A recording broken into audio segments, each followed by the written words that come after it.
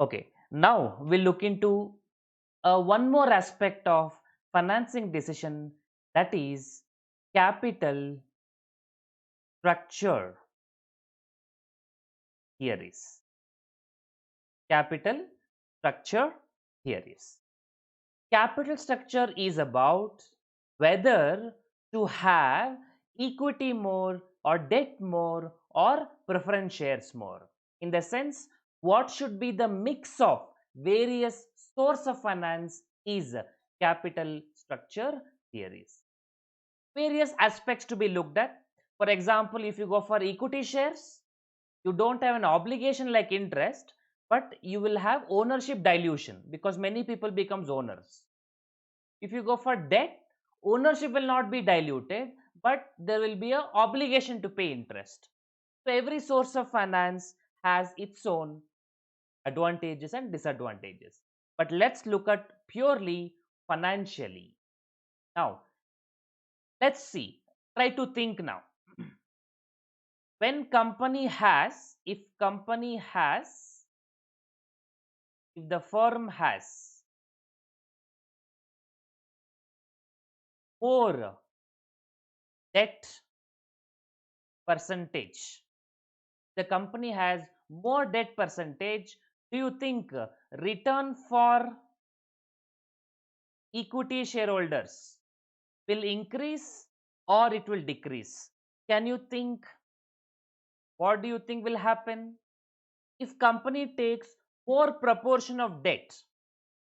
What will happen to the equity shareholders returns?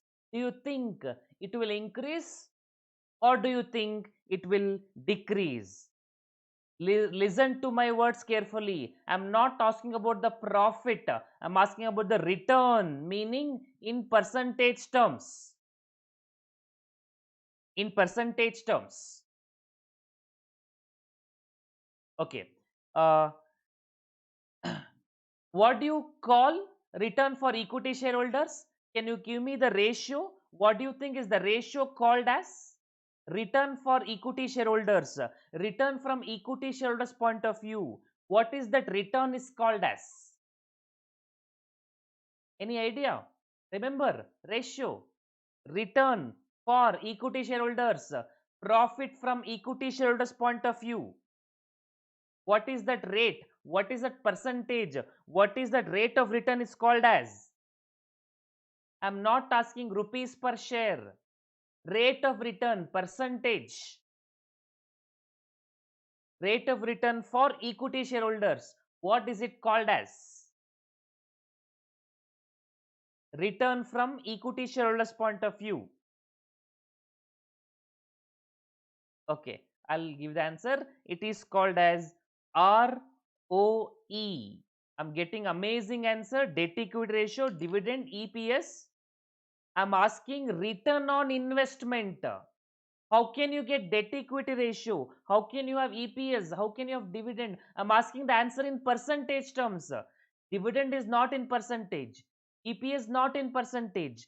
Debt equity ratio not in percentage. Anyway, God bless you people. Return on equity. The name itself will tell you, no, return for equity shareholders, return on equity. For capital employed, return on capital employed. Hope you remember, from an equity shareholder's perspective, the profit available to him for his investment is called as return on equity. Okay, let me analyze now into two aspects. Situation 1, only equity. Only equity. Now what is happening? Observe. Suppose this is the firm, equity shareholders give 100 rupees and that 100 rupee is invested by the firm in business, 100 rupees, and business generates, let's say business generates 20% return from the business. So business will generate 20%, means you get 20 rupees and entire 20 rupees belongs to equity shareholders because that is their profits, 20 rupees. So what is the return on equity for equity shareholders? You got 20%. Correct? Simple answer. 20% is generated by business and 20% belongs to the equity shareholders. Now you imagine you have additional debt. A company takes equity and they take debt. What will happen? Observe. Now the firm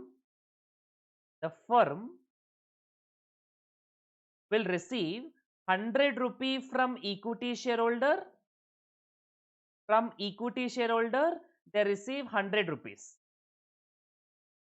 And from debt, maybe debenture, they receive another 100 rupees. So total how much firm will have? 200 rupees. So they invest in the business 200 rupees. How much rate of return? Same. The business will generate 20% return.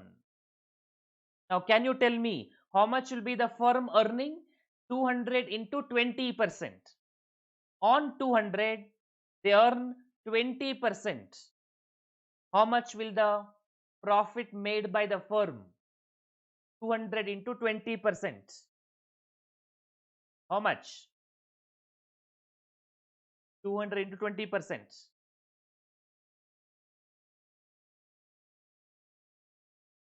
Get 24 rupees. 40 rupees. Okay, 220%, 40 rupees. Okay, 40 rupees. 40 rupee is generated by the firm. Correct. But how much will you pay to debentures, debt? You will pay rate of interest. Let's say it is 8% rate of interest. 8% rate of interest. So how much will you pay to debt? Out of 108% means you will pay 8. Now can you tell me how much equity shareholders gets here? How much equity shareholders gets here? Out of 40, 8%, that is 8% on 100 rupees. 8 rupees they will pay to debenture interest. How much will remaining available for equity shareholders?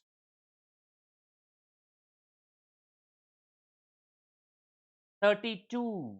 32. So what is the ROE for equity shareholders now? ROE for equity shareholders, which was 20% earlier, right? The previous case, it is 20%. Now ROE, previously ROE was 20%. Now what is ROE is becoming? 32 for 100 rupees means 32%. Do you understand why ROE increased? Equity shareholders did not invest more. They invested 100 rupees only. But earlier they got 20 rupees. Now they are getting 32 rupees. Though investment is same. Why equity shareholders got more? Why equity shareholders got more? Any idea? Why equity shareholders got more? Previously, they used 100. They got 20. Now also, equity shareholder is 100, but they are getting 32. Are you understanding? For investing same amount, they are able to generate more amounts. Why do you think so? Think for 1 minute. Think for a couple of seconds. Why do you think so? Because total capital has increased. Correct. Not only total capital has increased, using the debt you earned 20%, but how much you paid them? Only 8. It's because of additional capital. Not only because of additional capital, see, using the debt 100, you generated 20 rupees from the business, but how much you paid to the debentures? Only 8%. The additional capital is because surplus available. What is that surplus? You are supposed to generate, you are generated from additional capital 20 rupees. 20% from the business. But how much you paid the debenture holders? Only 8 rupees. So how much is surplus? Surplus is 12 rupees. So previously 20 rupees, surplus 12, and that's how you could reach additional 32. Now imagine if I raised 100 more.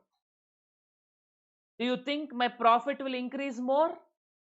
Definitely yes. The more finance I do by debt, I have to pay only interest to them. I will have surplus with me. The surplus will keep increasing. And for every additional finance, my cost of return for equity shareholders will increase. This 20% is called as return on capital employed, ROCE, return on capital employed. That will not change. You see, 20% from business is remaining same, but the company could raise, the shareholders could raise the return because of the surplus available. So give the heading capital structure, then you write down this example, first example, and then second example, then we'll write some observation. Please write down till here. Please write down till here. Any doubts you can specify.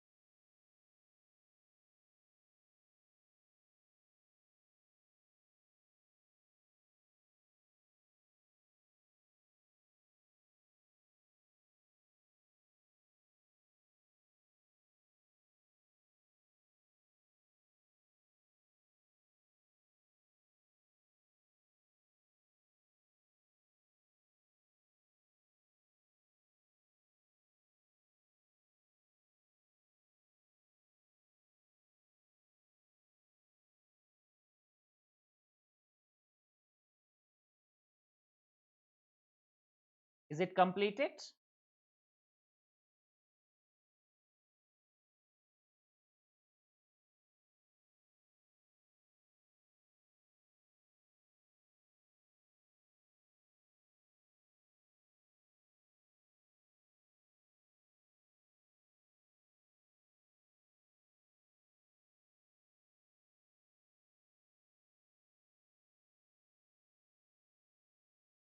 Is confirmed.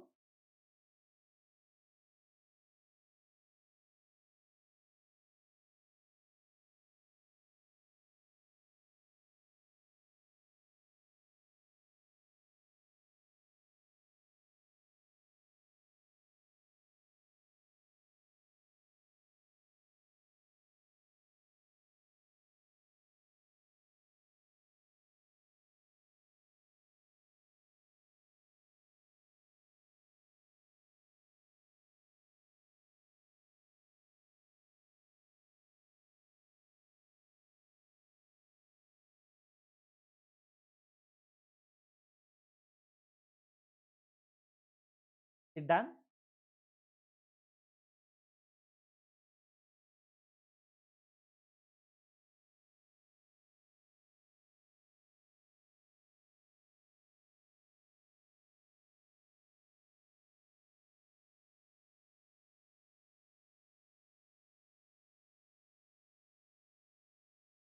Okay.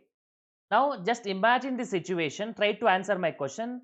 If ROC is not 20%, if ROC is 8%,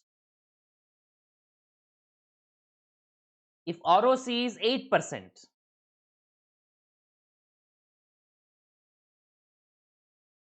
then what do you think? Not 8%, yeah. If ROC is, let's say, 5% only.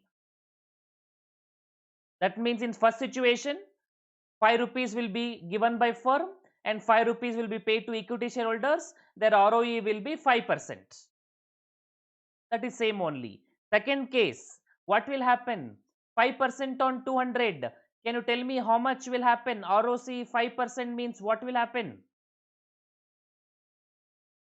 5% means what will happen? 5% on 200 means how much? How much the firm will get? They get 10. Now, can you pay lower interest here? How much interest will you be paying to debenture holders? How much will be paying? 8%. So, how much surplus to the shareholders now? Equity shareholders gets only 2. Earlier they were getting 32. Now they get only 2. So without debt they would have earned 5%. Now with debt they earn only 2%. Why? Why they are having so much shortage? The reason is their returns 20 they'll get. But what is happening to observe? Because they earn 5 rupees but they have to pay 8 rupees. From their money they earn 5 rupees but they have to pay 8 rupees, but means 3 rupees they have to give out of their pocket. So 2 rupee only will be remaining to them. Are you understanding what happens when a company takes loan? If company is earning well, surplus for equity shareholders. If company is not earning well, then there will be a shortage for equity shareholders. So debt can be a positive impact when you do well. That will be a bad impact when you do wrong.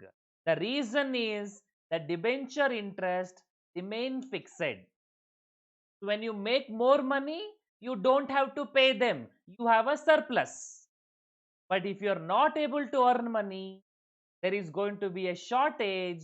You have to pay out of your pocket. If company is doing well, that is a good thing. If company is not doing well, that is going to turn bad against you.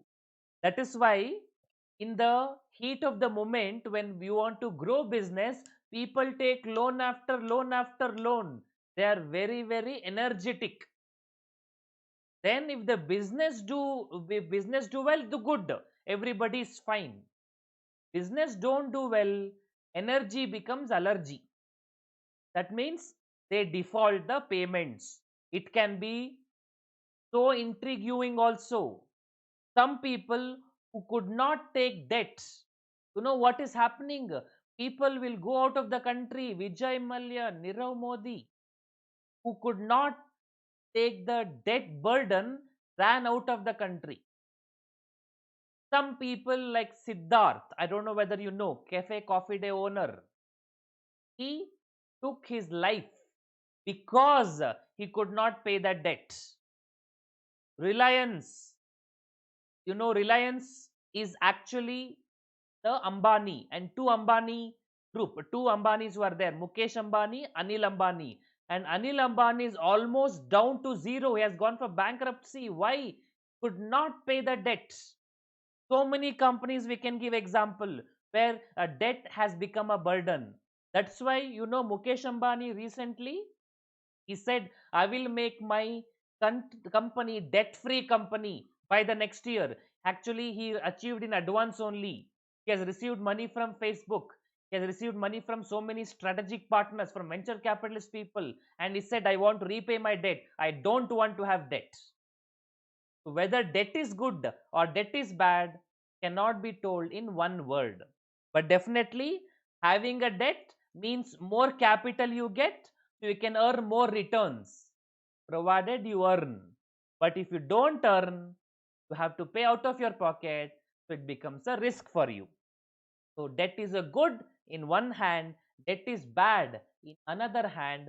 So we cannot judge whether debt is good or debt is bad. That is why we have different capital structure theories. Are you understanding why these theories are coming? Why these people have difference of opinion? Because for some people debt is good. For some people debt is bad.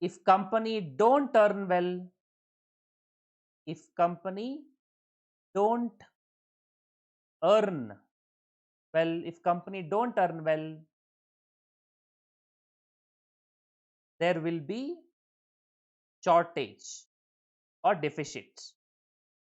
There will be shortage or deficit. Hence, ROE will reduce. Hence, ROE will reduce. So it may increase, it may decrease. That's why in general we can say, in general, having debt is riskier in nature. Having debt is riskier in nature. Having debt is riskier in nature. It will provide return also. It may provide higher return, but it is also risk. So in general, having debt is riskier in nature. Okay.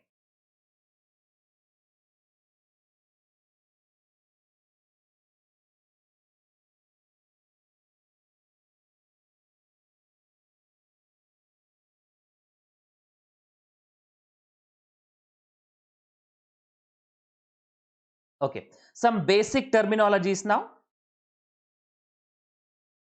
Some basics of valuations. Basics of valuation. Please try to tell me this. If you have fixed deposit of 1 lakh and rate of interest if it is 8%, what is going to be your income? 1 lakh into 8%, you get 8,000, right? But if you want income of, let's say, 12,000 at 8%, what do you think should be fixed deposit? Can you think? If you put fixed deposit 1 lakh, on that 8%, we get 8,000. But I don't want 8,000, I want 12,000. How much FD I should make? How much FD I should make?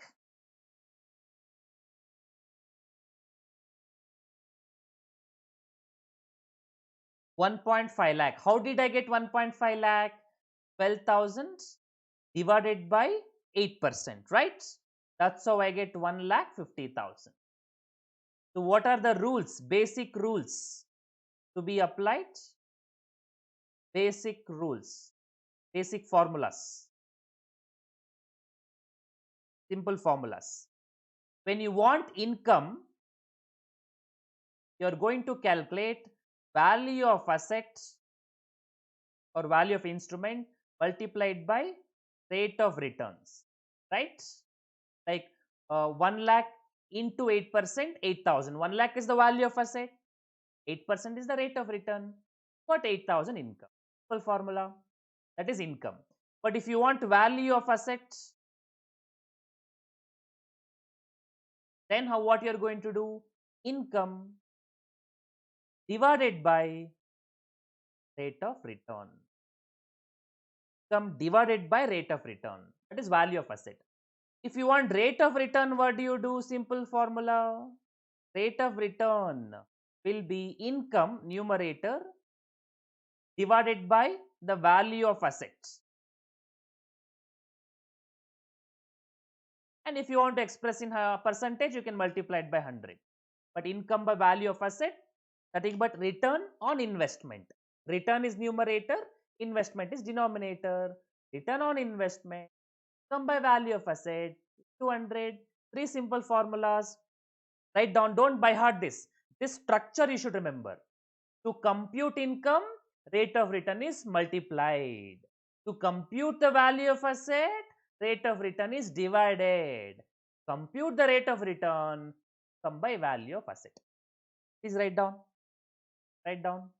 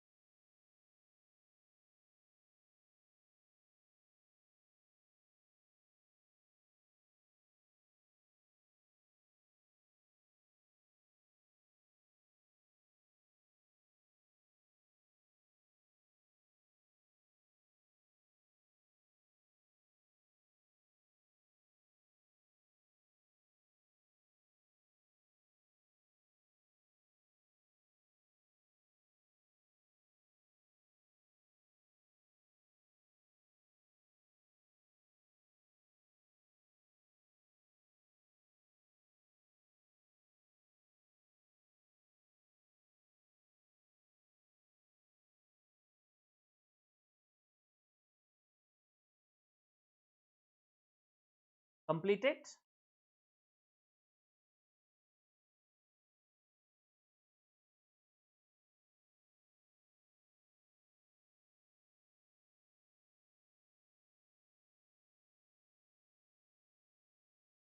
Shall I go further?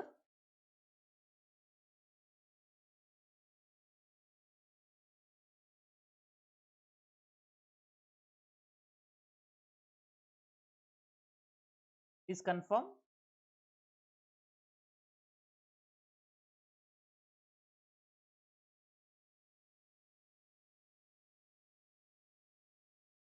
Okay. Next. Now some valuation formulas. Valuation formulas.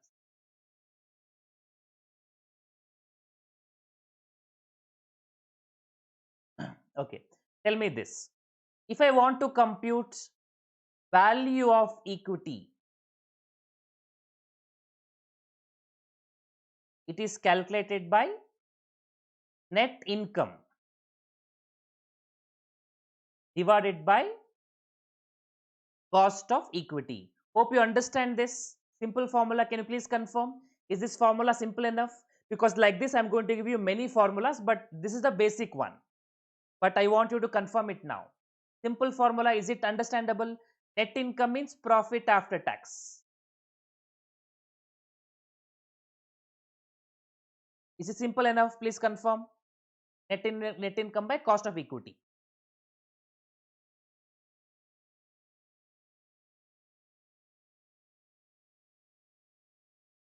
Is it simple enough? Please confirm. Value of equity. We write it as E. Net income by cost of equity. Okay, so cost of equity is required rate of return. Required rate of return for equity shareholders. So sometimes we also say ROE. That also is fine. Return on equity is also fine. Then value of debt, say D, calculated by interest divided by cost of debt, rate of interest to 1 minus tax rate. You know cost of debt formula. Then value of firm. Value of firm is calculated by net operating income divided by overall cost of capital. Net operating income means EBIT. If you have tax into 1 minus T. EBIT into after tax. EBIT into 1 minus T after tax by KO. KO is nothing but overall cost of capital.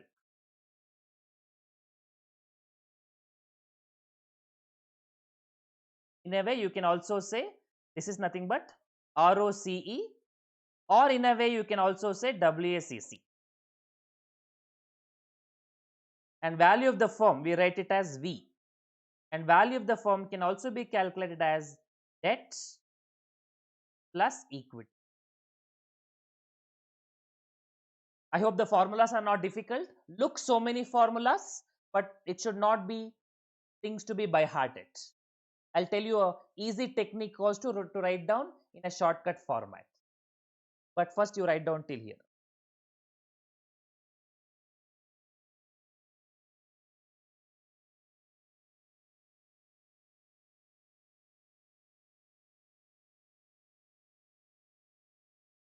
Net income means profit after tax.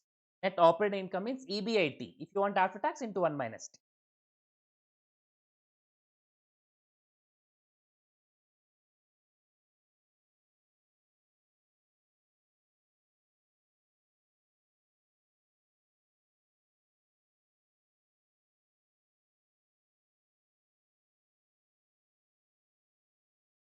Please let me know once it is completed. I'll give you the shortcut representation.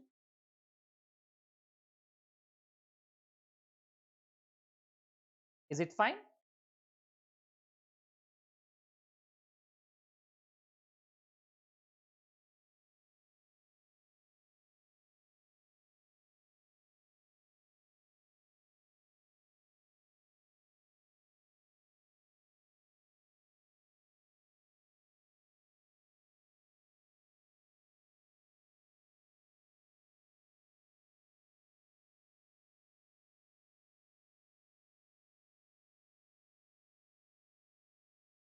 Is it done?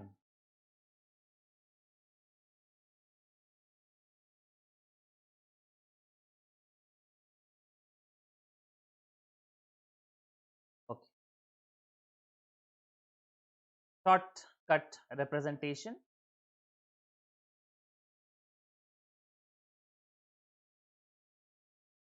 Because in exam we don't know how they ask, which one they ask. So what do? You write like this: value of the firm V equals value of debt plus value of equity, and value of the firm can be calculated by net operating income divided by overall cost of capital.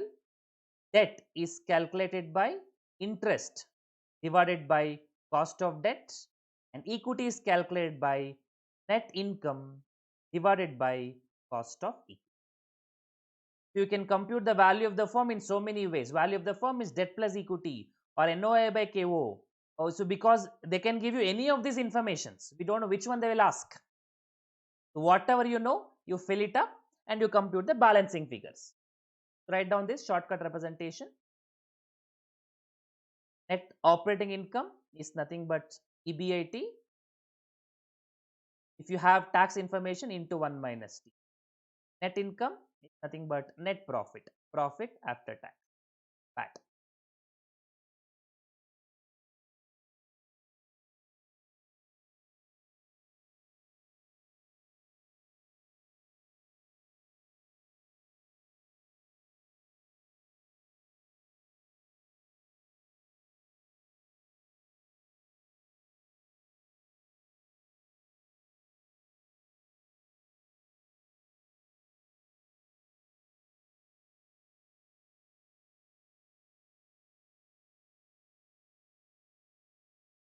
Okay. I'll go further. I assume it is done.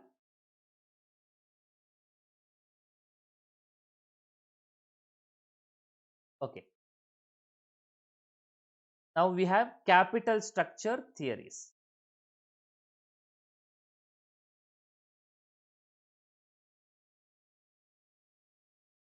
Capital structure theories.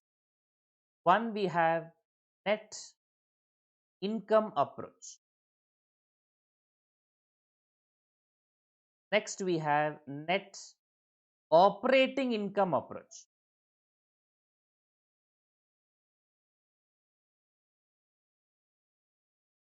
Net income NI, net operating income NOI. Then we have Modigliani and Miller approach, M&M approach. Modigliani and Miller approach. And fourth, traditional approach. Traditional approach. So we have 4 theories to be covered. Then certain number of formulas are there.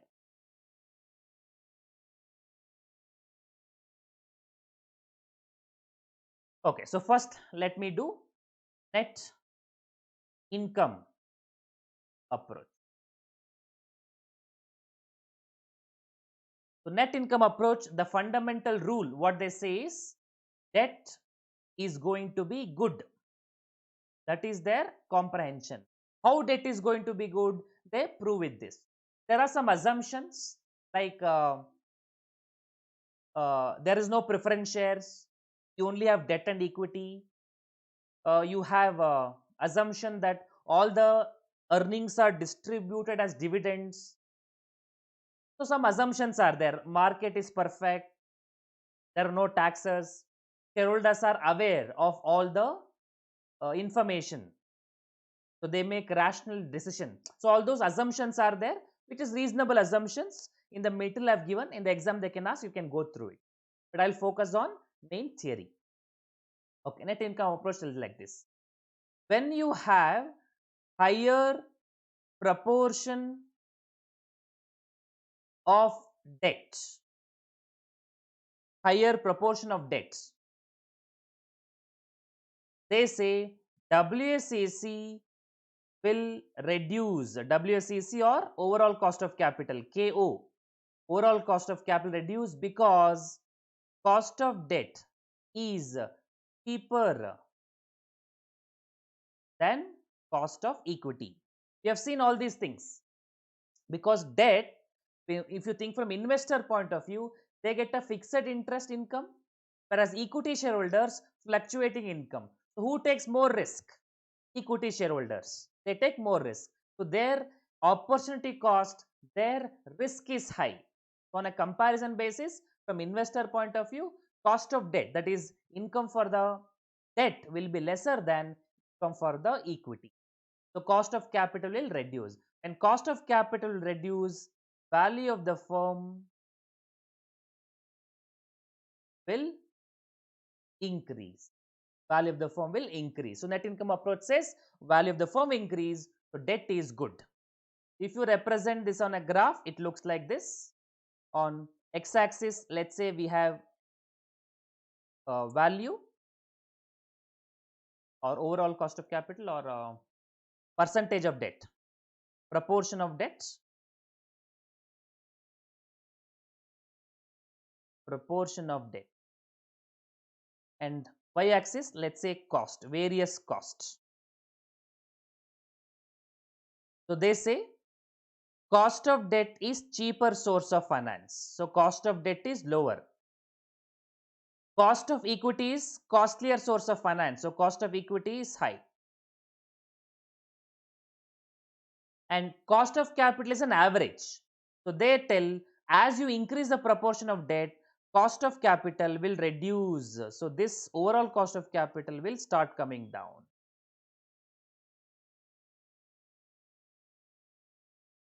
So this is KO. You can write down the sentences, you can write down the charts. Net income approach and net operating income approach. Net operating will come to it yet. Net income approach tells debt is good. So when you take higher proportion of debt, the cheaper source of finance, cost of debt will increase. Cost of debt, cheaper source of finance increase, costlier source of finance, equity, will reduce. So when you mix the both, overall cost of capital will reduce. You have a two types of rice.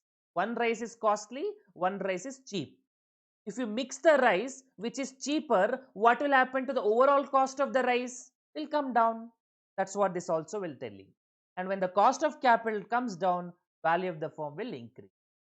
That is the contention of net income approach. Net income approach.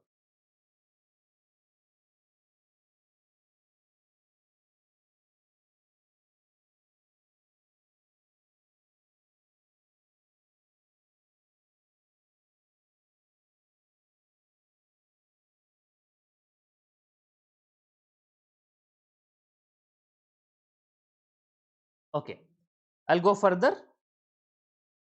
Net operating income approach. Is it done? This net income is done. Any questions?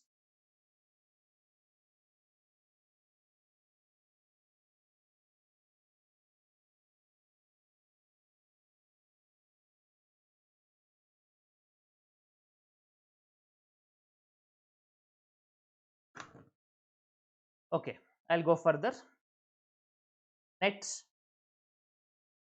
operating income approach. Net operating income approach.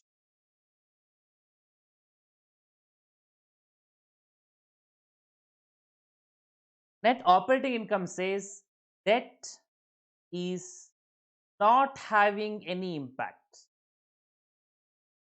Not having any impact. So it says like this. The contentions are like this. Higher proportion of debt, because of higher proportion of debt, this theory says there are two impacts. There are two impacts. That is, on one hand, cost of capital will reduce. On the other hand, cost of capital will increase. Okay, why cost of capital will reduce? Same logic as net income approach. That is because of cheaper source of finance. Because of cheaper source of finance, which is cost of debt. So because of cost of debt, the KO will reduce like the net income approach. But when debt is more, it represents higher risk for equity shareholders. Higher risk for equity shareholders means KE will increase. This point, second point, was not covered under net income approach, because this theory says when company takes more loan, definitely company has more capital. More capital means you can make more income. That is good. But but when you take more debt, it adds an element of risk on the equity shareholders. So when there is risk taken by equity shareholders, they no longer want same return, they want more return. Once they come to know the company has taken more loan, they know they are under risk. When they are under risk, they want more return from the company. The cost of equity will increase because of the increase in risk. And why there is increase in risk? Because company has taken loan. So as a result, what will happen overall,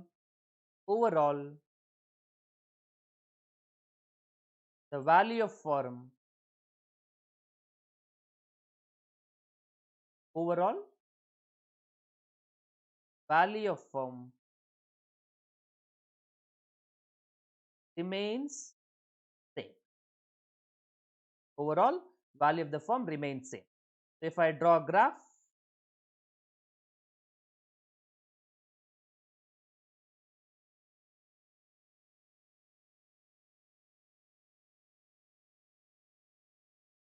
x-axis proportion of debt,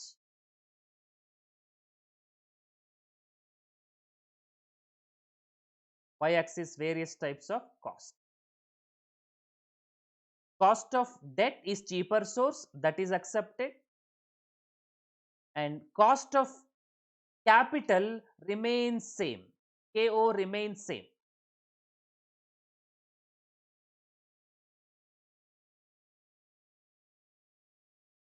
And cost of equity, what happens is over a period of time, cost of equity will reduce. Write one more. KO reduces, KO remains same because cost of equity will reduce over a period of time. Cost of equity will increase. Cost of equity.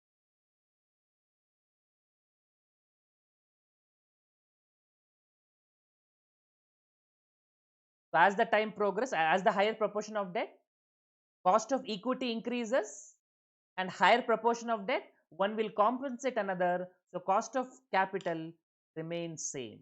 Cost of capital overall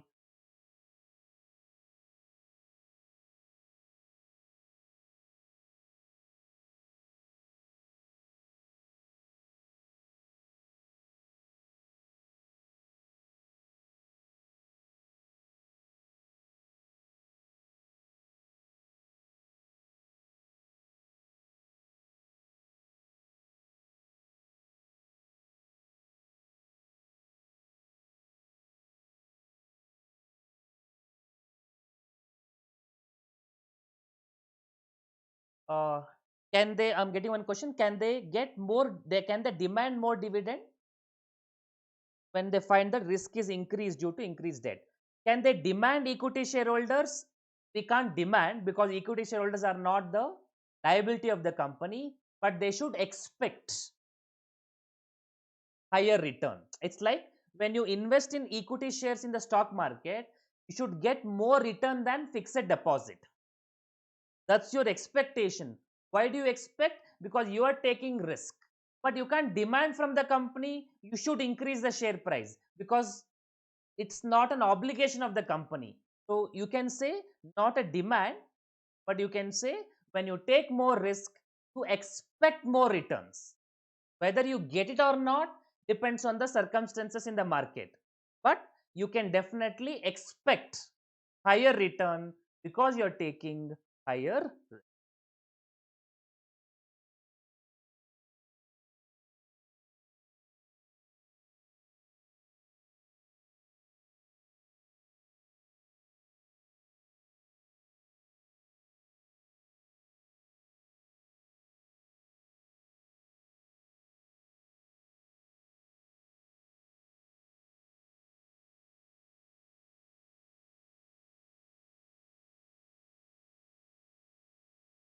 The decision may be on board of directors and market conditions. It's like this.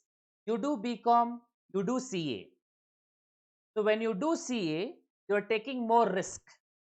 So can you demand from everybody that because you're doing CA, you want more salary?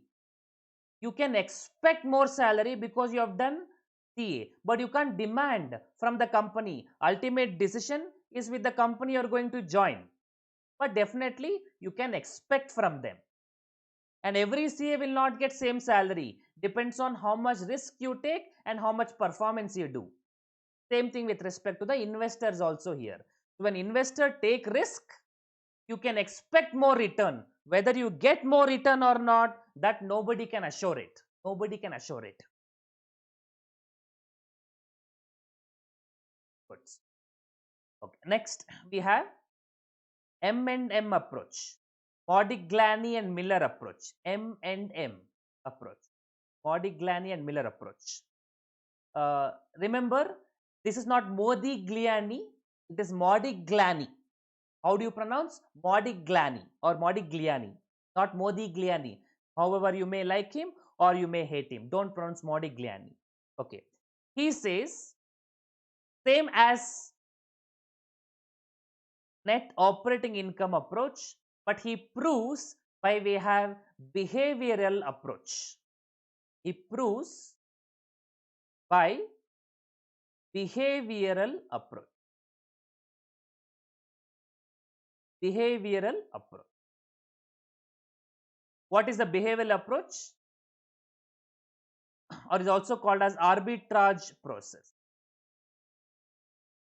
Arbitrage. It tells like this. Shareholder of a company, okay, he uses one term, I'll tell you that. One term is used that is called as levered firm. Levered firm means with debt. Unlevered firm means without debt. So when you say in general a company taking debt will provide more return for shareholders, what this person will tell, a person can move, a shareholder can move from levered company or levered firm to unlevered firm. Unlevered firm.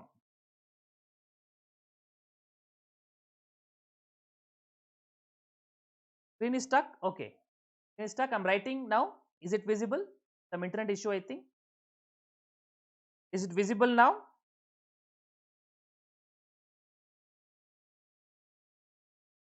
Okay. So M&M approach, same as net operating income approach, but he proves by behavioral approach. Two terms he uses, levered firm means with debt, unlevered firm without debt. So arbitrage process, behavioral approach, he says, shareholder can move from levered company to unlevered firm without taking any risk. Without taking any risk. and without taking any risk, shareholder can gain more, gain more. And as a result, when one shareholder moves to another company,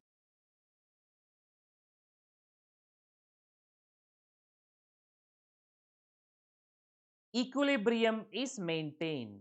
Equilibrium price is achieved, is achieved over a period of time.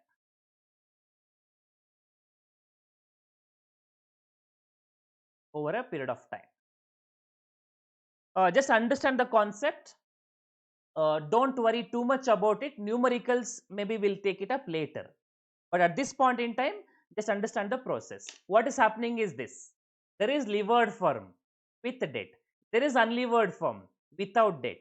Now, levered firm share price is different from unlevered firm. So what happens? A shareholder of levered firm will move into, that means he sells his share in the levered firm and he buys the shares in the unlevered firm. As a result, because one shareholder move from one to another without taking risk, if one shareholder can make profit, everybody follow the same pattern. As a result, what happens? The share price of both the companies will become same. Or if unlevered firm is more, he will move from unlevered firm to levered firm. So by moving from one firm to another without taking any risk, without taking additional risk, can increase income. When one person can do it, everybody do it. As a result, both share price equilibrium is achieved. So conceptually you understand. Don't worry too much about the numerical aspect now. Just understand overall aspect, that is sufficient.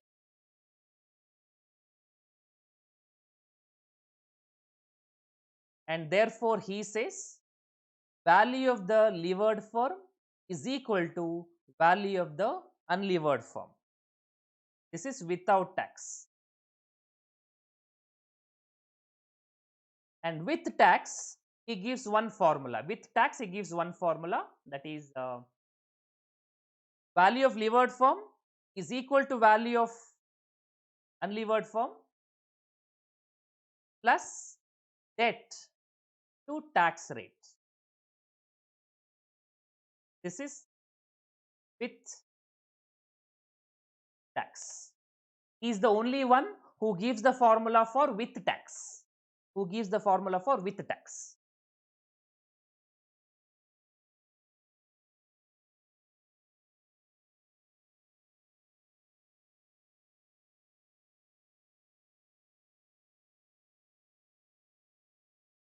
So value of unlevered firm, because when you have debt, you can get interest, and interest is allowed as expense in the income tax, so you will save tax. So that's why value of levered firm is value of unlevered firm plus debt into tax rate. This is for with tax. The previous one was without tax. Problems will have it later. As of now, just focus on theory. So net income approach is done. Net operating income approach is done. M&M, most important from exam point of view, is done. One more is there, that we'll look at it now. Traditional approach.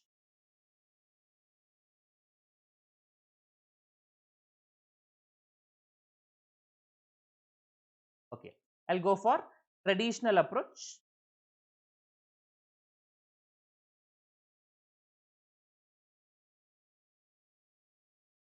Traditional approach, this is intermediary approach or a balance approach between net income and net operating income approach. What does it say? It says cost of capital reduces up to a certain point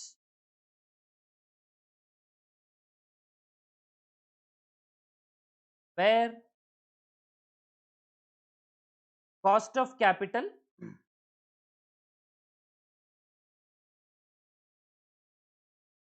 is minimum. This is called as optimum capital structure, optimum capital point, structure point. But after that point, KO increases. KO increases after such point because of higher risk for equity shareholders. That is, cost of equity will increase. So what they are telling, up to a particular point, net income approach applies. We agree with you, more debt is good. More debt is good means up to a particular point, the cost of capital will reduce. But after a particular point, the cost of capital will increase because higher risk. So there will be a tolerance level. That means when you take loan, shareholders are okay. You take loan. You take so much loan, okay, shareholders are fine. But when you cross the boundary, shareholders think, okay, I want more risk. I mean, I want more return because this much debt is riskier. So that's what this theory will tell you. Traditional approach is a combination of net income approach and net operating income approach. I'll show you the chart also. So they say up to a particular point, equity shareholders will tolerate, meaning cost of capital will reduce. But after that optimum point, they cannot tolerate the risk. They want more returns. They expect more return.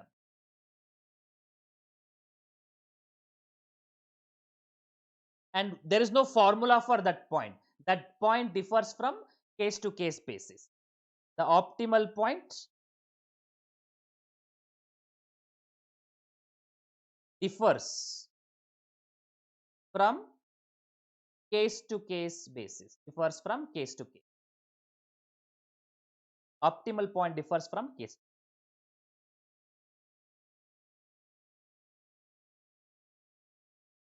Hope I answered it. The particular point differs from case to case. We have to look at the point and we'll see what is the tolerance level of equity shareholders, where they think there is no change in the increase in risk. The moment equity shareholders think there is going to be change in increase in risk, cost of capital will increase. And that point is based on various capacity, payment capacity, shareholders expectation, business model, management, various aspects. That is more of a qualitative than quantitative. So formula is not there. That depends on the discussions. That depends on situation. Okay, let me give you the chart now. Traditional approach graph will look like this. X-axis proportion of debt.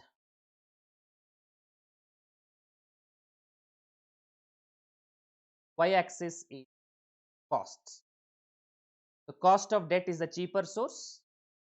They say cost of equity will remain same up to a particular point.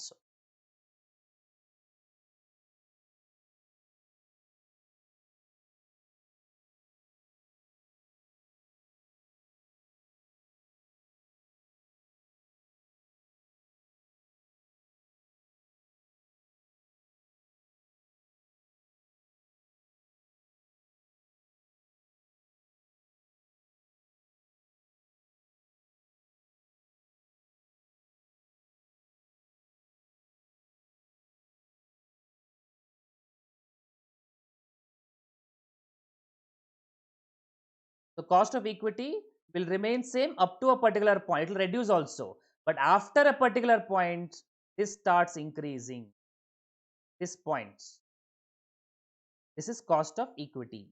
Overall cost of capital will reduce up to this point. After this point, it will start increasing. This is cost of capital also will reduce up to a particular point, after which it start increasing KO.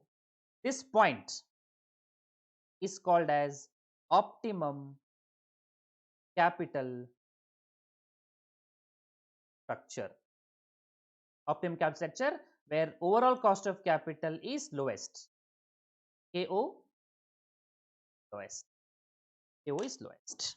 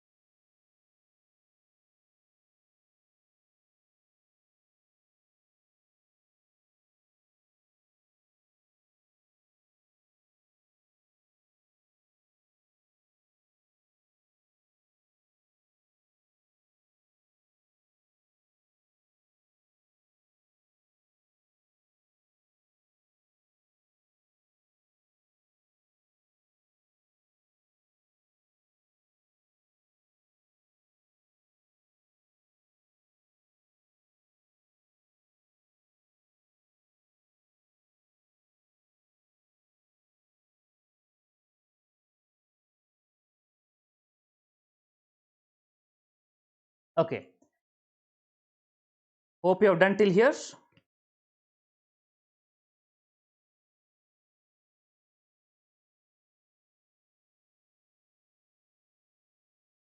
Okay. I would like to understand this concept. Let's say there is a debenture interest at 10%. Now tell me, just try to think. Let's say there are two plans. Debt 40,000, equity 10,000, or debt 10,000, equity 40,000. Total anyway 50,000 only. Only proportion I'm changing. You're able to see the screen, right? Please confirm. Is the screen visible? Is the screen visible?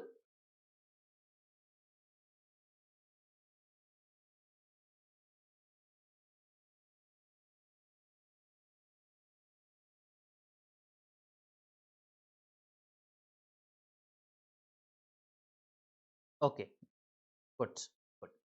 Now, suppose if EBIT is 4,500, in both the cases it will be 4,500 only.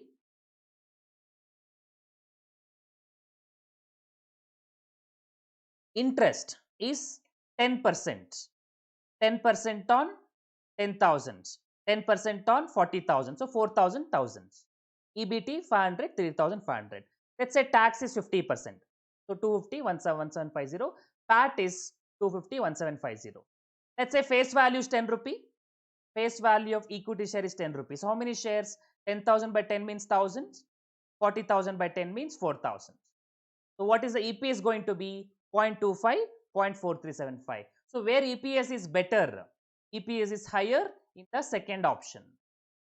Now imagine if EBIT is 5,000, what will happen? Your EBIT will remain, EBIT is 5,000 now. Interest is 4,000, 1,000 only. EBIT is 1,000 and 4,000. Tax 50% you subtract, you get PAT, divide by number of shares, you get EPS. Now which EPS is better? Now EPS is equal. If EBIT is 12,500, now if you recalculate what will happen, please observe EBT is going to be different, less tax, PAT you get divide by number of shares, you get 1,000 and 4,000. To see which is better here. In this case, the first alternative, plan B, that is debt was better. This alternative 0.43. Now here both are same, and here we have 4.25, 1.35 means A is better. So this point we can also say like a optimum point. That optimum structure will be like this when both are equal. You write down this table. Let me know if you have any questions. I will explain this again. I will analyze this again. Just write down this table.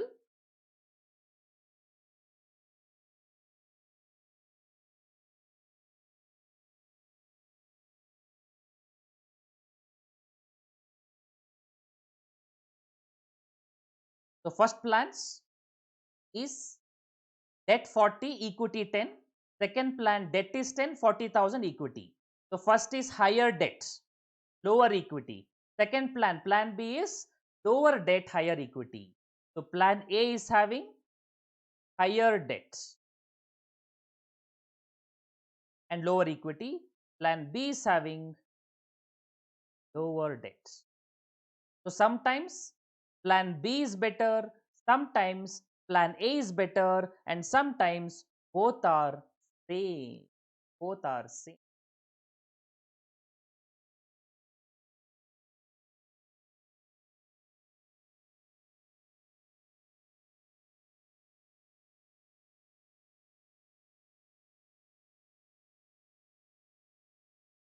Once you have completed, let me know.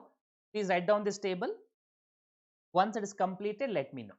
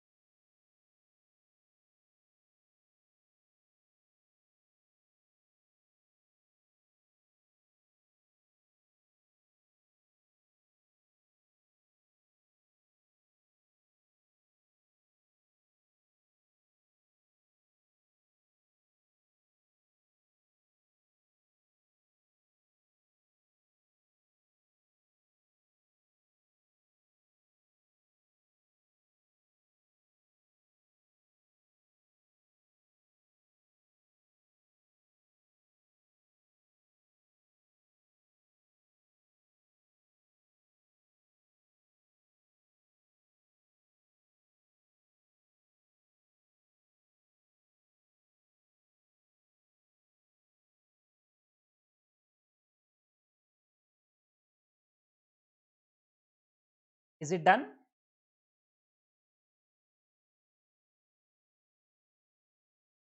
Maybe you can take a quick screenshot because I would like to analyze this further. Please take a quick screenshot.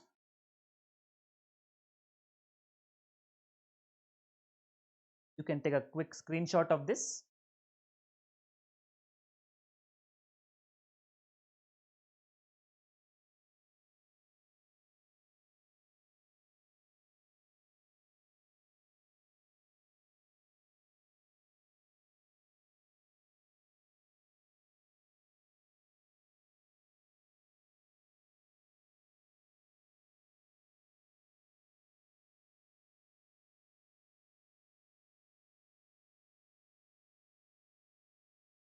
Done. Okay. I would like to analyze this here. So again, I would like to have impact of debts, impact of higher debts on EPS.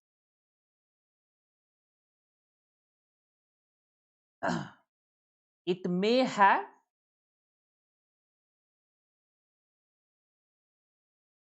higher, it may have positive impact,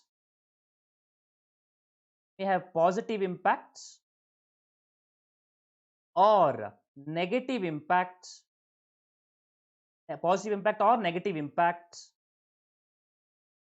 depending on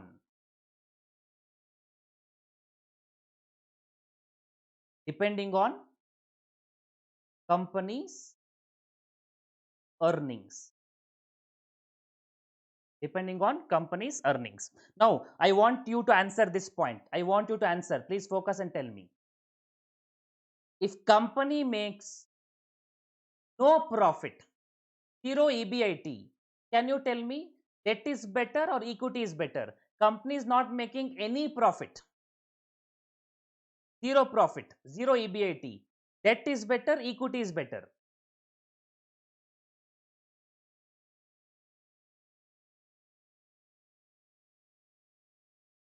When company is not making any profit, zero profit, EBIT is zero, debt is better or equity is better?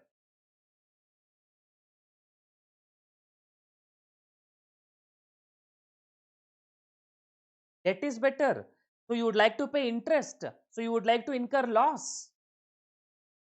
Equity is better. So equity, when EBIT is less, when EBIT is less, equity is preferable. Equity is preferable because because no interest obligation.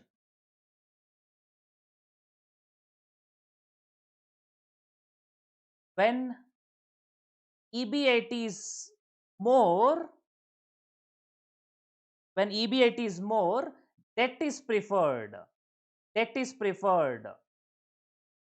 Why? Because there will be surplus after interest. Hope you're able to understand. At the beginning only I gave example. 100 rupees your money, 100 rupee loan money, 200 rupee you generate 20%, 40 rupee. But what you have to pay, only 8 rupee as interest, surplus available will be into equity shareholders pockets. To equity shareholders pockets. Because surplus after interest. So up to a particular point, when EBIT is less, equity is better. When EBIT is more, debt is better. But there will be a point. There will be a point when both debt and there will be EBIT. Let's say there will be a EBIT. There will be a EBIT when both debt and equity are same. There will be a point EBIT when both debt and equity are same, means provide same EPS. Any idea what do you call that? Any idea what do you call that? What is the name for that?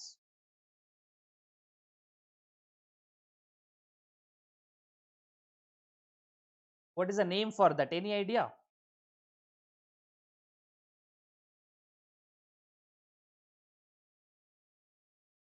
We don't say optimum point. Now we say indifference point. Indifference point. What is indifference point? Now, whether you have debt or you have equity, both will give you same answer. Both will give you same answer. We'll give the heading now.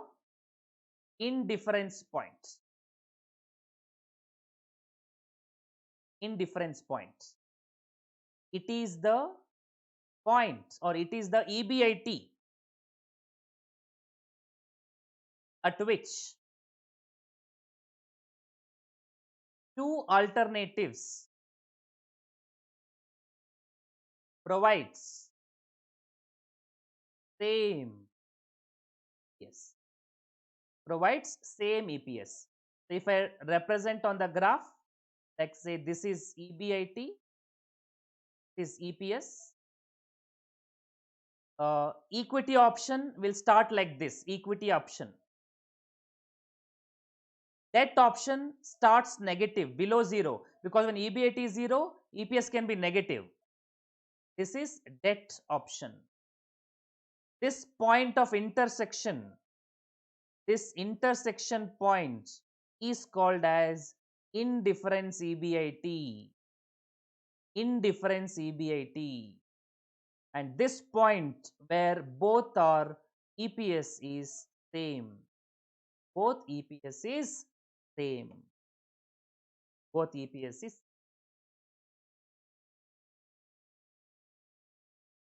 Now you see, after indifference point, debt is on the upper side, Below indifference point, equity is on the upper side. So we say after indifference point, or if actual EBIT is greater than indifference point, then you prefer debt option. If actual EBIT is lesser than if actual EBIT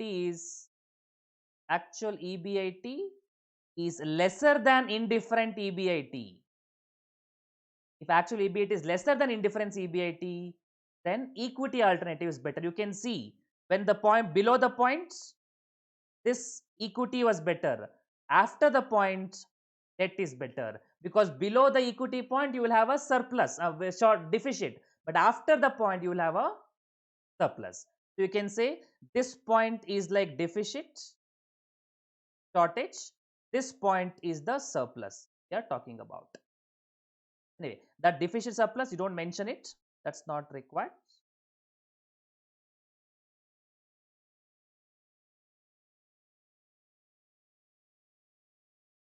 So equity option and debt option.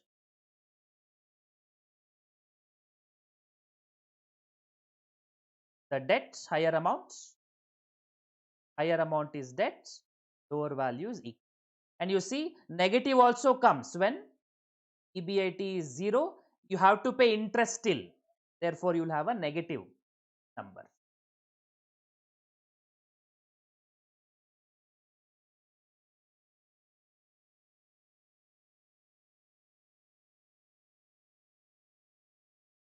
And if actual EBIT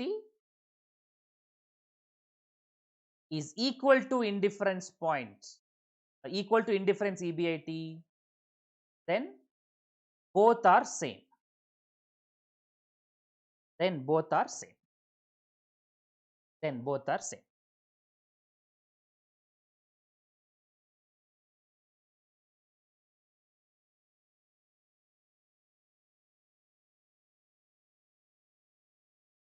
Net operating income of Ganesha Limited is 18 lakh. Net operating income EBIT.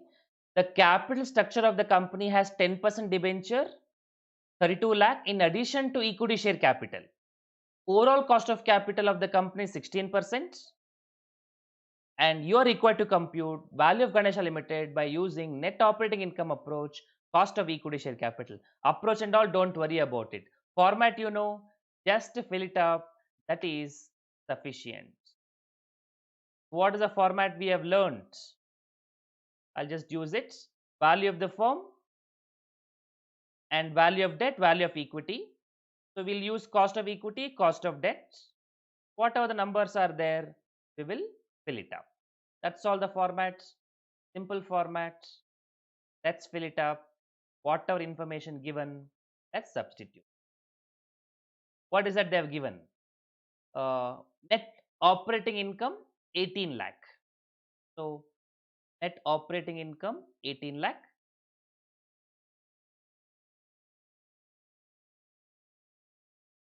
I hope the screen is visible. Please confirm. Is the screen visible?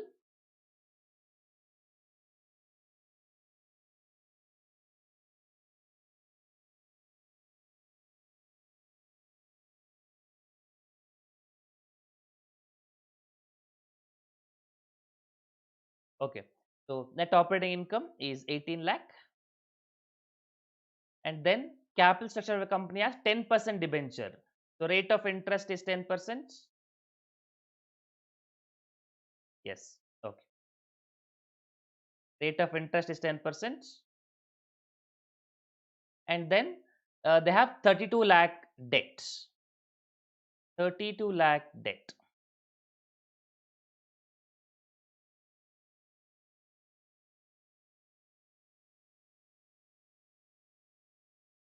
Okay. 32 lakh debt, 10%. So we can compute interest now. 32 lakh into 10% means 3,20,000. Therefore, net income we can calculate 18 lakh minus 3,20,000, that is 14,80,000. And what else information available? Overall cost of capital is 16%. Overall cost of capital is 16%. So we can compute the value of the firm, 18 lakh divided by 16%. 18 lakh divided by 16%.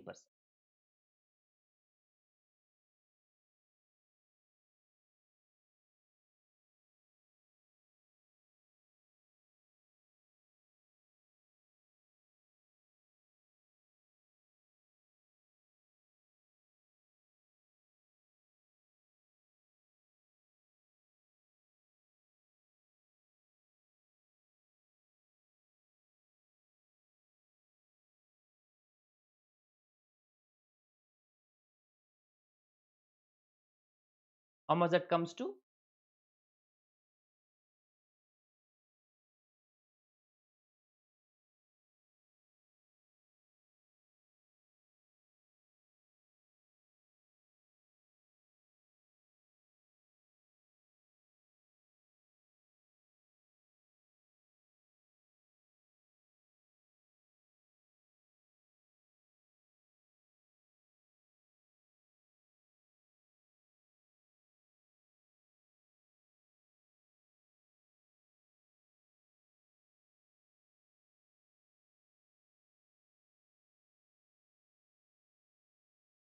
One crore 12 lakh 50,000. 112 lakh 50,000. So value of equity 112 minus 32, 80 lakh 50,000.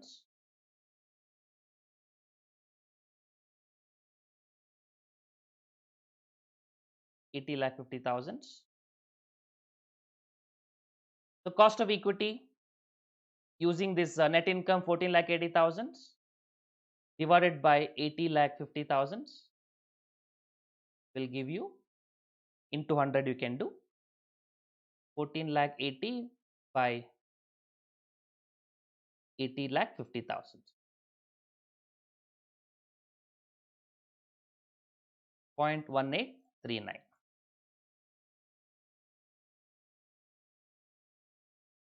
or 18.39%.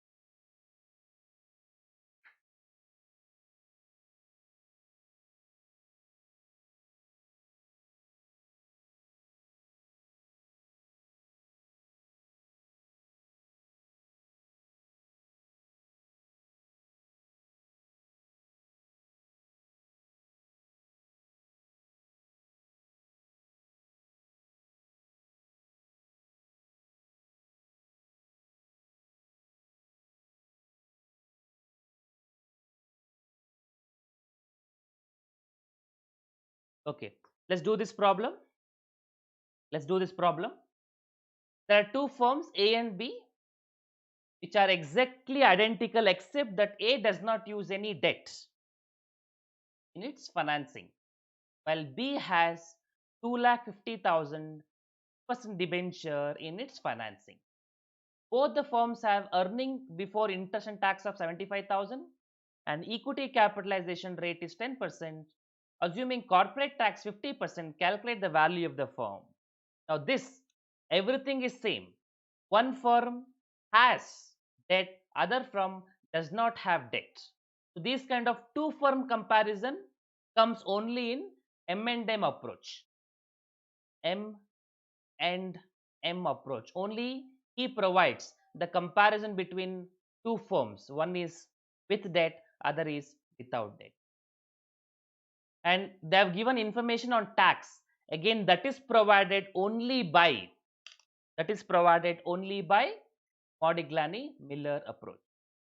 So what is that? We'll just do a quick comparison and then we'll do for calculation. We'll do a comparison. So we have, I'm just comparing, okay. firm A and firm B. In exam, you don't have to write down these steps. I'm just writing so that you understand the concept here. I'm just summarizing the data points. That's all. Firm A and firm B. Now, which has debt between the firms? Firm A don't have debt. So what do you call firm A as? Any idea? Remember, firm A don't have debt. They do only equity financing.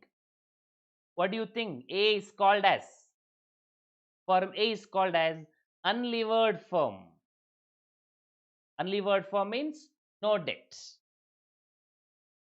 Then we have firm B, which is levered firm. They have debts. And their net operating income, or I'll say EBIT, same EBIT, 75,000, 75,000. That does not change. EBIT does not change, right?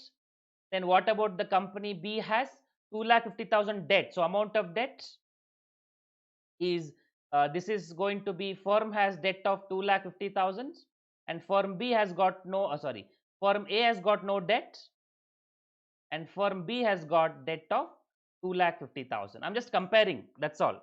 Calculations will come to it later. And equity capitalization rate is 10%. So KE for firm B is 10%. KO for firm A. Can you tell me what is KO for firm A? Have they given in the problem? Please tell me. Have they given in the problem? KO, overall cost of capital for firm A. Have they given?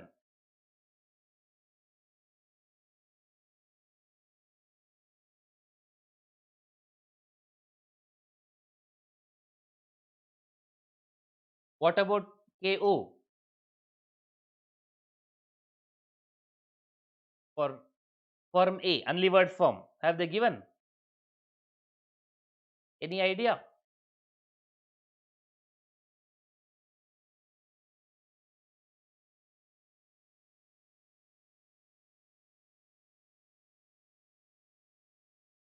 %10 only. Perfect. 10% only because they don't have any debt. You're right, right? 10% only because of they don't have any debt. Means KO and KE both are same, no KD. So no debt. So overall cost of capital also same, cost of equity also same because no equity, no debt component to dilute. Okay. So what do we do? First we will compute all the values relating to firm A, then we'll come to firm B. Okay. So what do we do? The same structure I will follow. But here remember we have tax also. So we should be slightly more careful.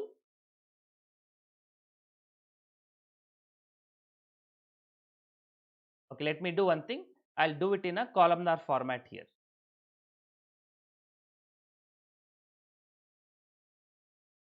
Okay. Now income statement I'll prepare.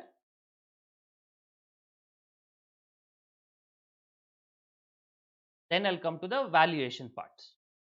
Maybe income I'll put it here. Income statement. EBIT less interest. EBT. You have tax also. So PAT.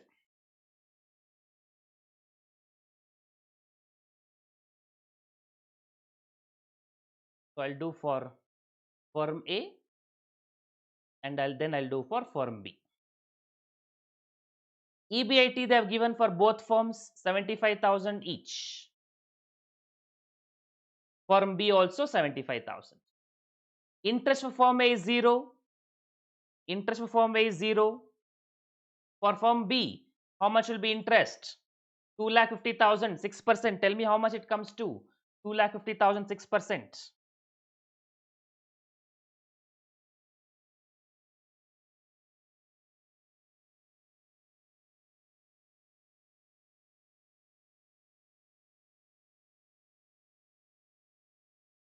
2,50,000, 6%.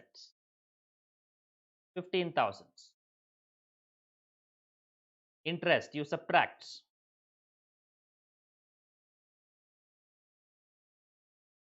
EBT, for this one it will be 75,000 only, and firm B will be 60,000.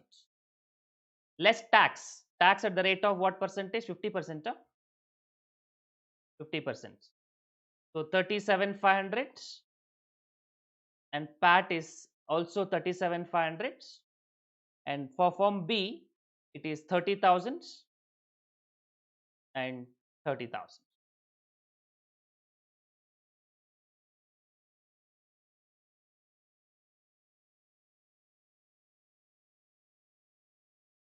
Write down the income statement.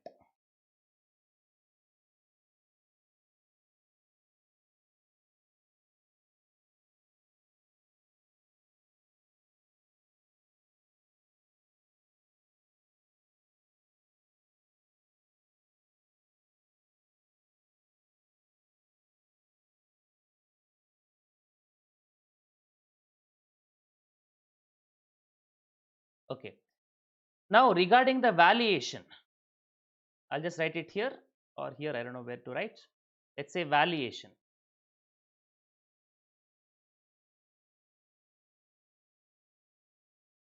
of firm A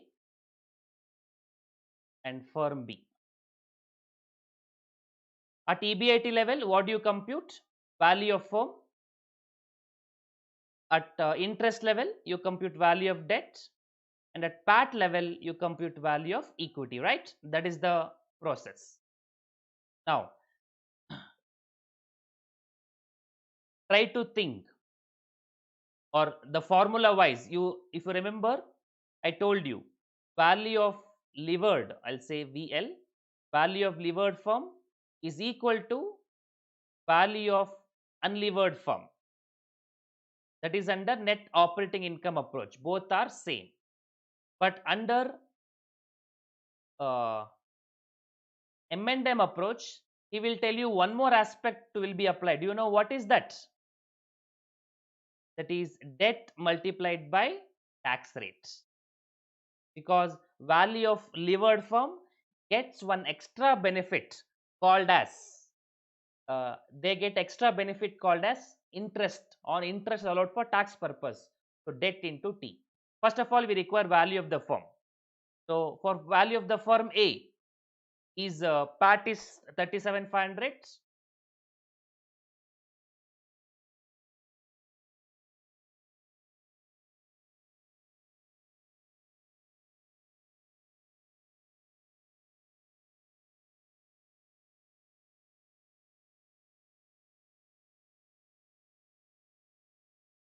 So from the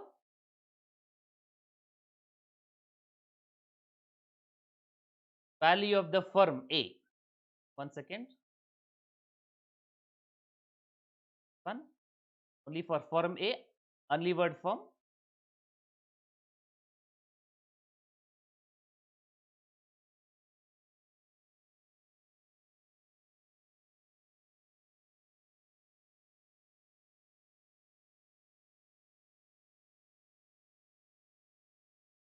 Okay, value of equity.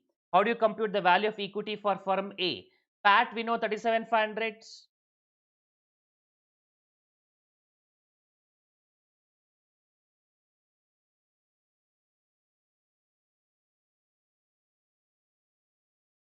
Value of unlevered firm, firm A.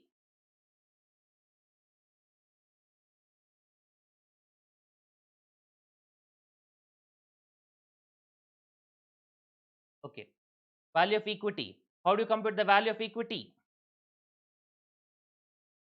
for firm A? It is 37,500. And what is cost of equity? Cost of equity is how much? Given 10%. Are you understanding at this point in time? PAT is 37,500 and cost of equity is 10%. How much that comes to?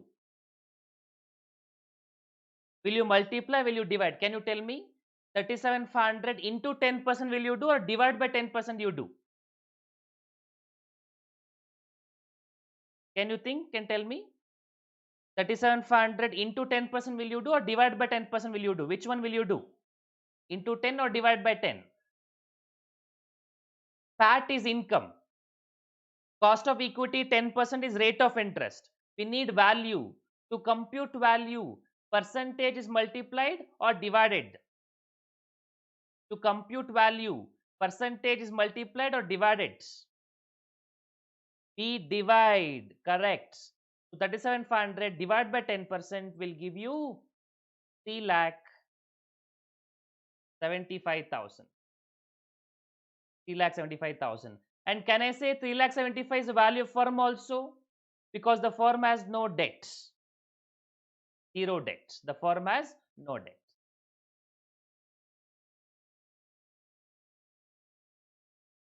So value of the firm we can calculate by 3,75,000 divided by 10%, 0.10, or 37,500. Sorry, 37,500 by 0.10, get 3,75,000.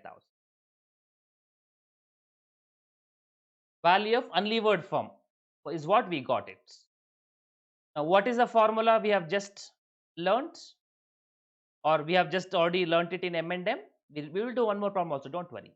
Value of unlevered firm is, we just calculated, 3,75,000 plus debt, because levered firm has got debt. How much debt they have taken? How much loan they have taken? 60,000, right? They have taken a loan of uh, 2,50,000. Okay, sorry, 2,50,000 they have. 2,50,000. But this would not have any impact. Why this 2,50,000 impact? Because of tax. So into 50%. If tax was not there, both would have been equal. Now, because of tax, there is some advantage. What is that advantage he is telling? When a company has debt, they will have interest. Interest can be shown as expense for income tax purpose. Your tax will be saved. Your tax will be saved. Because of that saving in tax, value of the firm will increase. So how much is going to be? 3,75,000 plus 1,25,000, because 2,15,000 50% means 1,25,000. Total value of the firm we get 5 lakh. So value of the firm B, you can write it as 5 lakh. Value of the debt is, which is same only. How much is the value of debt? Amount of debt 1,25,000. Value of equity will become 6,05,000.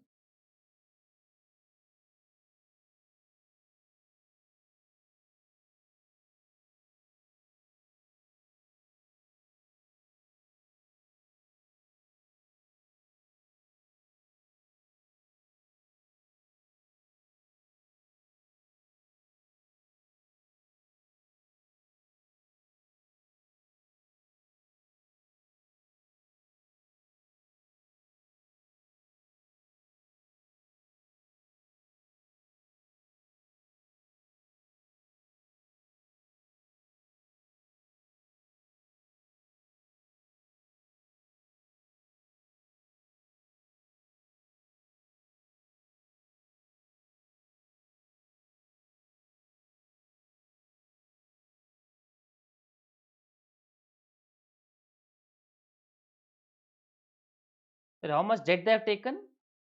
Amount of debt is 2,50,000. Sorry, 2,50,000. No, sorry.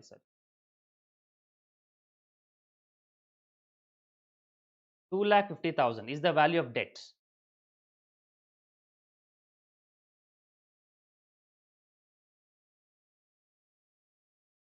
So value of equity, how much it will be?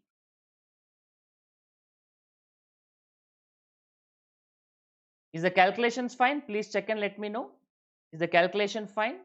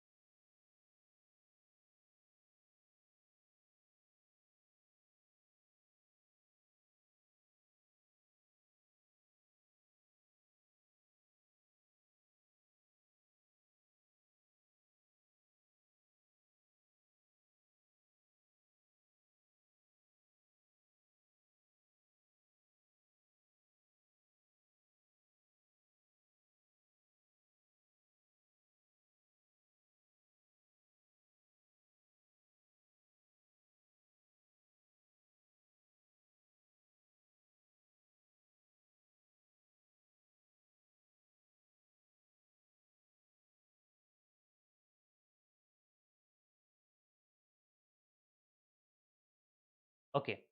Hope the numbers are fine. Please confirm.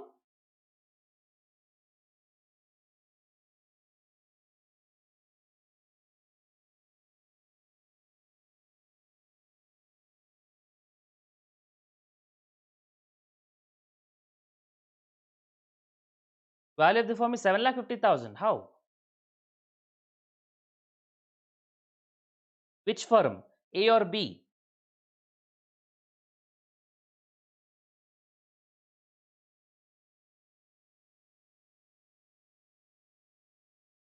Oh, for B only we calculated. No, this formula. Value of the firm is calculated by value of the firm L is nothing but firm B here. Levered firm is firm B. They have taken debt, and that is value of unlevered firm, which is firm A, plus debt into tax. So value of levered firm, which is nothing but firm B, is value of unlevered firm, which is A. So 3,75,000. Okay, you are telling 7,50,000. Please don't add. Value of the firm plus value of debt is not equity. Please. Hello. Hello, hello. Are you understanding what is happening? Value of the firm is 5 lakh. We calculated value of the firm is 5 lakh.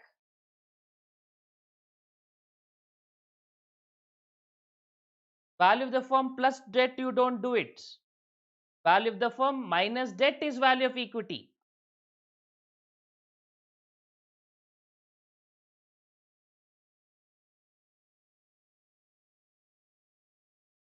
Okay.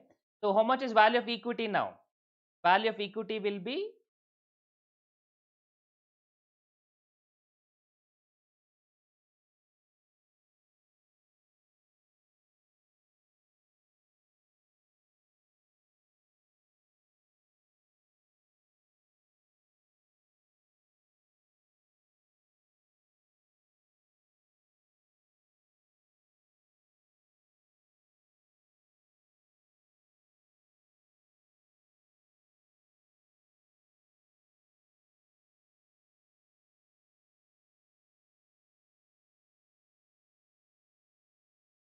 2,50,000. 5 lakh minus 2,50,000. No, that's all.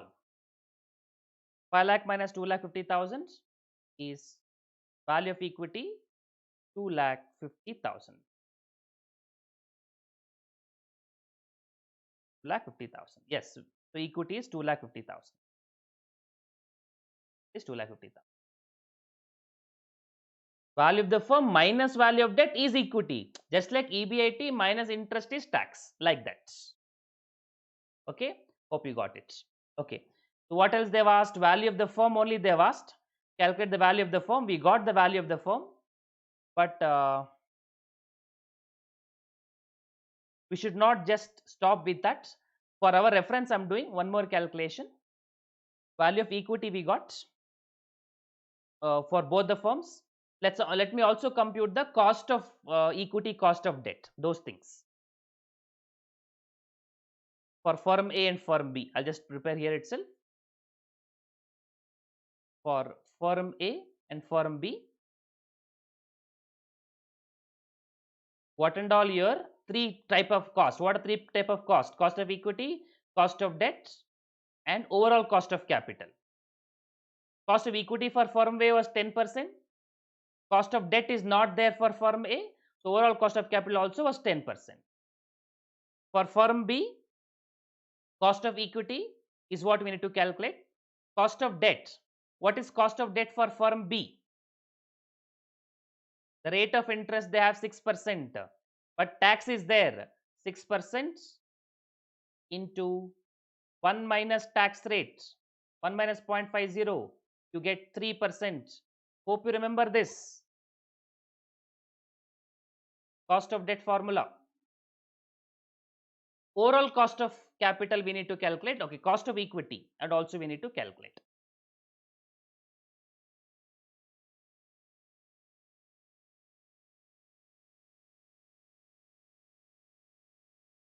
Okay. So cost of equity for firm B. How do we calculate the cost of equity for firm B? Using PAT and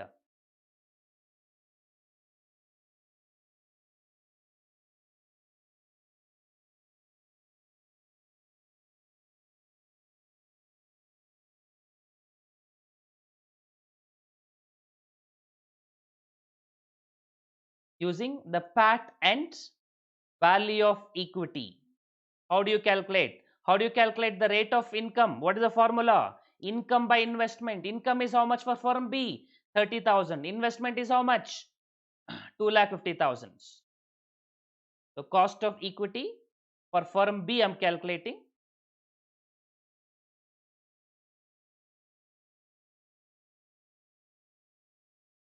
which is 30,000 PAT divided by 2,50,000 into 100, of course, to express in percentage. So how much you get cost of equity? 30,000 by 2,50,000. You can into 100 you can do to express in percentage, get 12%.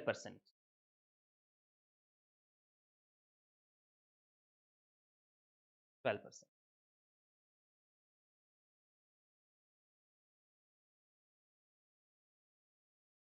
For firm B, cost of equity 12%.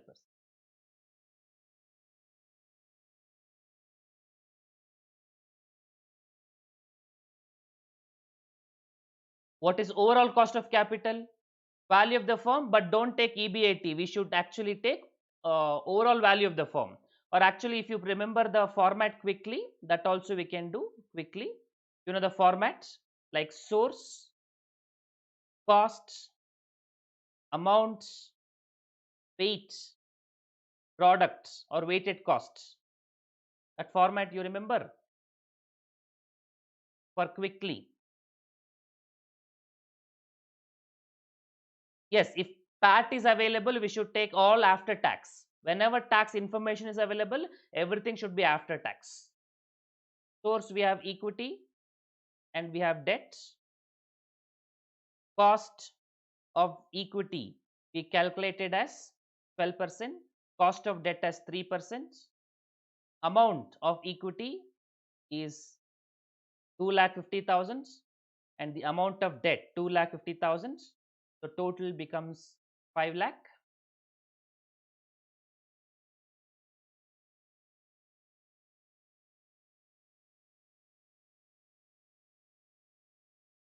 Therefore, weight becomes 0.50, 0.50. Product 12 into 0.5 is 6 and 3 into 0.5 is 1.5. So WSEC becomes, or overall cost of capital becomes 7.5. So WSEC overall cost of capital becomes 7.5.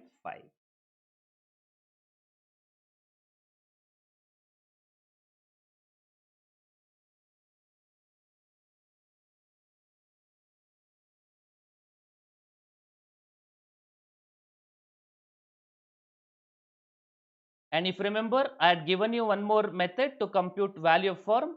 Value of firm is connected with what type of income? Can you tell me? Value of the firm is connected with what type of income? Please tell me. Value of the firm is connected with what income?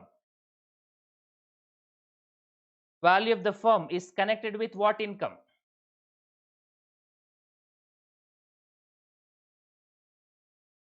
Value of the firm is connected with EBIT.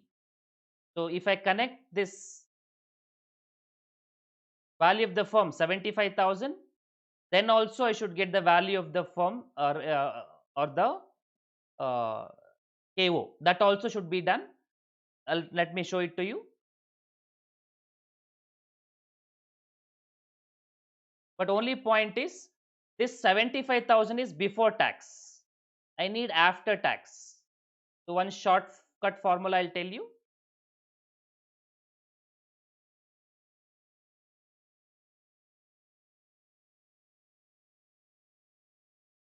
Is we got 7.5, good enough. But also remember, one more formula can be done. Alternative cost of capital is EBIT, but we need after tax. So into 1 minus T by value of the firm.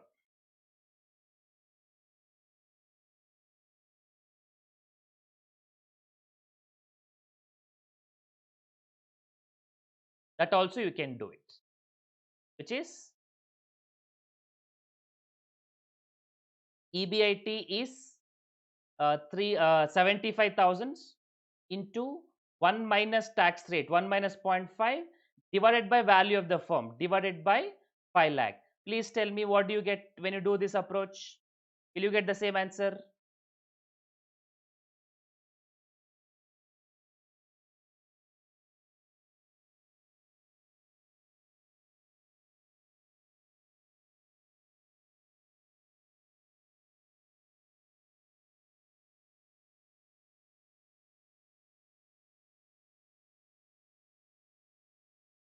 Will you get the same answer? Please confirm.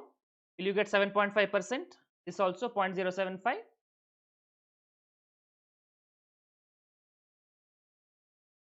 0.075 or 7.5%. Hope you get this also. So this shortcut also you can make use of.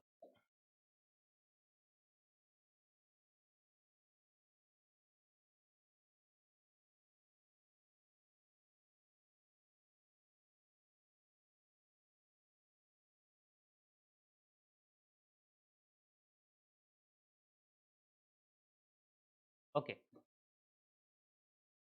This is the problem on M&M approach when there is a taxation impact.